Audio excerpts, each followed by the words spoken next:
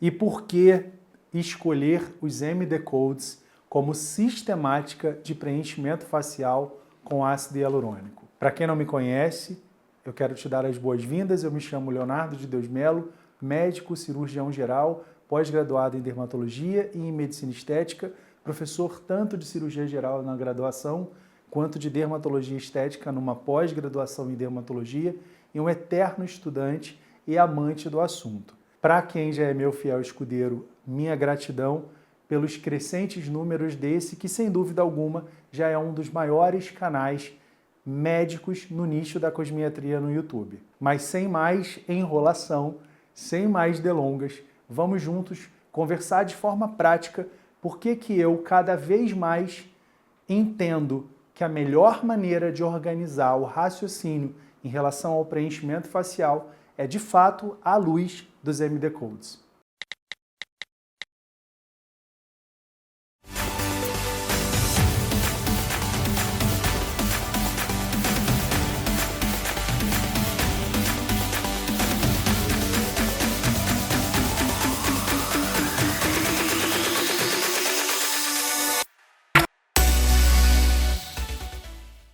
Bem, pessoal, nesse vídeo eu vou dar um pouquinho mais de trabalho para a produção. Não. Eu prometo passar para eles as imagens que eu julgo relevantes para que também não fique pesado, sendo algo incompreensível. Esse não é o objetivo do canal. Eu sei que por muitas vezes eu estou conversando com um profissional da cosmetria do outro lado, por muitas vezes eu estou conversando com um paciente, um possível paciente da cosmetria e uma pessoa absolutamente leiga, que a gente tem que tentar traduzir esse mediquês para um português absolutamente tranquilo, claro e compreensível. Bem, a gente tem um vídeo no canal em que a gente já falou sobre os MD Codes, acho que vale a pena revisitá-lo para complementar as informações. Eu quero ir nesse um pouco mais a fundo, um pouco mais adiante. Cada vez mais eu entendo a importância de ter sistematizado não apenas o planejamento tão importante do paciente, o plano de tratamento, mas também a maneira como você trabalha, como você raciocina, porque isso, sem dúvida alguma, impacta em diagnósticos mais assertivos e, consequentemente, em condutas terapêuticas mais bem-sucedidas e mais felizes. Não que os outros autores, diferentemente do Maurício de Maio, não tenham sistematizado da sua forma a busca pelo sucesso. Mas o Maurício de Maio, na criação dos Medical Codes, dos MD Codes, foi sem dúvida alguma muito lindamente brilhante. Por quê? O que fica muito claro para mim, sobretudo, é a ordem, é a sistemática mesmo. Eu diria que quase que paranoica, assim, de que ponto, que código médico ser trabalhado primeiro e que código vem depois. E nesse código, qual é o volume mínimo e qual é o volume máximo? E, portanto, a gente pode inferir que volume médio, caso a gente quisesse uma abordagem mais intermediária naquele código. Não que o Maurício de Maio esteja nos congelando a, por exemplo, no reposicionamento do terço médio, tão relevante e tão estratégico, talvez um grande coringa em praticamente todas as nossas abordagens do anti-aging, em que o protagonista é o preenchimento com ácido hialurônico. Mas não que ele esteja dizendo que obrigatoriamente a gente tenha que fazer o CK1 para só depois de você fazer o CK2 e só depois de você fazer o CK3. Pode ser, e é claro que pode ser, que naquele indivíduo especificamente você tenha sentido a necessidade de fazer o CK2 e não fazer o CK1.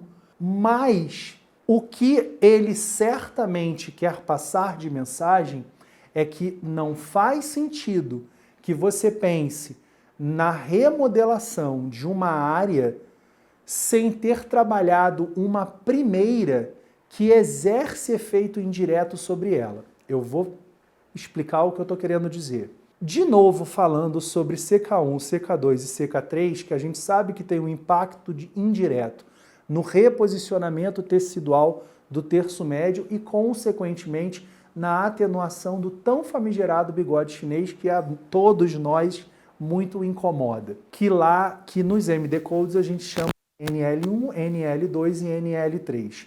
Não que ele esteja dizendo que a gente esteja então congelado a ideia de que apenas você deva fazer NL1, NL2 e NL3 se você tiver feito CK1, CK2 e CK3. Mas muito provavelmente, se a queixa é o bigode chinês, é de se esperar, não vou dizer na grande maioria dos pacientes, porque eu tenho medo dessas verdades, mas é de se esperar, prefiro parar por aqui, é de se esperar que o reposicionamento do terço inferior fosse sim uma parte importante nesse exemplo que eu estou dando. Eu não estou falando nenhuma verdade absoluta. E aí, quando você nota a maneira como o livro é organizado, as remodelações do terço inferior são as últimas do livro, porque as intermediárias são as remodelações do terço inferior e as primeiras são as remodelações do terço superior. O que o Maurício de Maio muito lindamente está querendo dizer? O que, de alguma forma, eu venho tentando trabalhar com vocês, muito por conta desse raciocínio, à luz dos MD Codes, a gente precisa defender que na hora da correção de uma olheira, vale que a gente avalie a fronte, o supercílio, a região temporal, a região malar, porque a gente não sabe até que ponto esse C, vou fazer assim, falando num português claro, esse C que está envelhecendo não responde pelo aparecimento daquilo que te incomoda e me incomoda. E até que ponto, portanto, reposicionar todo esse C é que, de fato, ou melhor, e é esse o ponto-chave que eu quero que vocês entendam, se fazer isso é que, de fato, não estaria corretamente atuando em prol do rejuvenescimento para que o que a gente chama de olheira fosse, por fim, atenuado, suavizado. O mesmo vale para o bigode chinês, para a linha de marionete, para o bulldog, para a perda do contorno da face, que a gente tanto se queixa. São queixas do terço inferior, mas que dizem, que falam, que nos fazem inferir sobre a queda de coisas que estão vindo desde lá de cima. Então, cada vez mais a gente amadurecer a ideia de que quando o teu profissional, o injetor, experiente, capacitado e habilitado, à luz dos MD Codes, ele ou ela defende um reposicionamento temporal, um reposicionamento malar zigomático malar, um reposicionamento mandibular, não é que ele não queira apenas preencher aqui e aqui, porque seria mais barato e usaria menos produto. Não é isso.